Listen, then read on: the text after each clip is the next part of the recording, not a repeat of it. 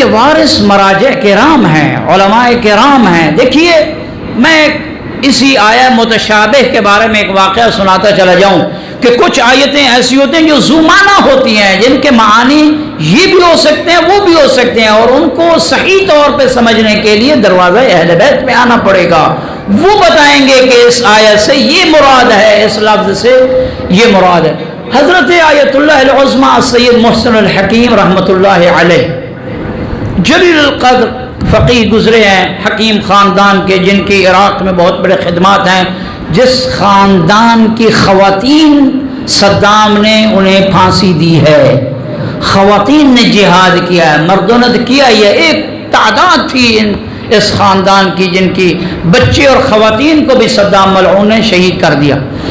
حج پہ جاتے ہیں، ایک زمانے میں 70 کی یہ دہائی ہے، جب وہاں جاتے ہیں نا تو شاہ کی طرف سے وہ ظاہر ہے کہ فقیہ تھے اور ایک بہت بڑے مذہب کے وہ مرجع تھے، اور اس وقت ان کے ساتھ کوئی اور مرجع ہی نہیں تھا، یعنی مکتب تشیع میں کچھ ایسے مراجع گزرے ہیں جو اپنے زمانے میں فقیہ دہر ہوا کرتے تھے، یعنی زمانے کے فقط وہی ایک ہی وحید اور تنہا فقیہ ہوا کرتے تھے۔ جب وہ گئے ہیں تو شاہ نے بڑا پروٹوکول دیا، اس نے سارے جو اس کے مذہبی رہنما تھے انہیں بھی اس نے بلایا، لیکن جو اس وقت کا جو مفتی سعودیہ تھا وہ نہیں آیا۔ اس سے کہا گیا کہ بھائی آخر ہمارا مہمان ہے، سیاسی بنیاد پہ بھی بہرحال رکھ رکھاؤ کرتے ہوئے تجھے آنا چاہیے تھا، نہیں آیا، بہرحال وہ نہیں آیا۔ لیکن اتفاق سے ایک کھانے پہ اتفاق سے جمع ہو گیا، وہ بھی تھا حضرت آیت اللہ العظمیٰ سید محسن الحکیم بھی تھے۔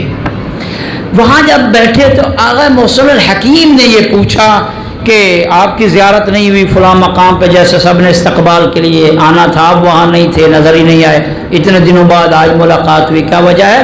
تو اس نے کہا میں اس لیے نہیں آیا کہ شیعوں کا قرآن پر یقین نہیں ہے۔ توجہ ہے، شیعہ قرآن کے ظاہر کو نہیں مانتے ہیں، یہ ہم پہ تہمت ہے کہ شیعہ قرآن کے ظاہر کو نہیں مانتے، یہ اپنی تعویلیں کرتے ہیں۔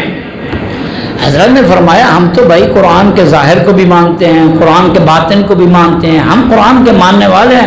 کہتے ہیں نہیں، آپ کو ید اللہ فوق ایدیہم کی آپ ایک اپنی تفسیر کرتے ہیں، جبکہ اللہ کہہ رہا ہے کہ میرا ہاتھ ہے، تو یہ قرآن کے ظاہر کو نہیں مانتے۔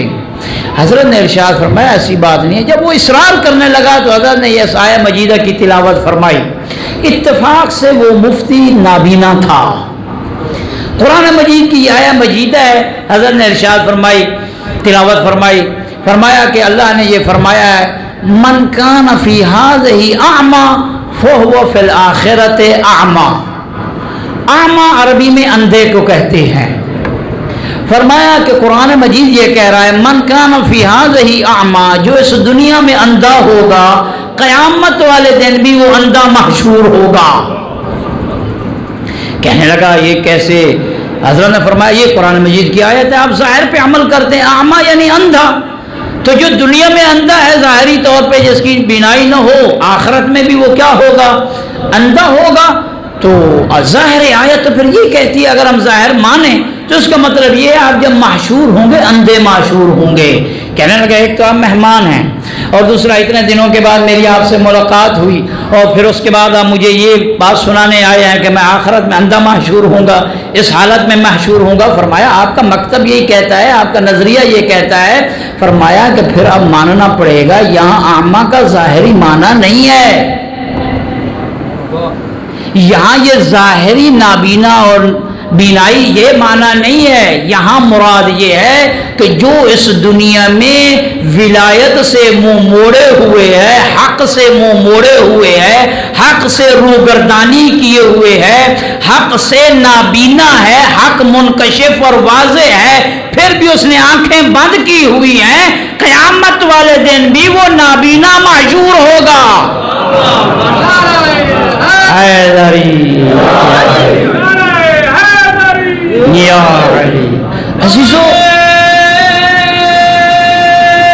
حیدری عزیزو، یہ علم اہل بیت اطہار کا کمال ہے کہ ایک ایک ایک آیت کے ظاہر کو بھی جانتے ہیں، اور فرمایا کہ ہر ظاہر کے 70 بطون ہیں، اور ہر باطن کے اندر باطن ہے، اور یہ سارے بطون ہم آل محمد کے سینوں میں ہیں۔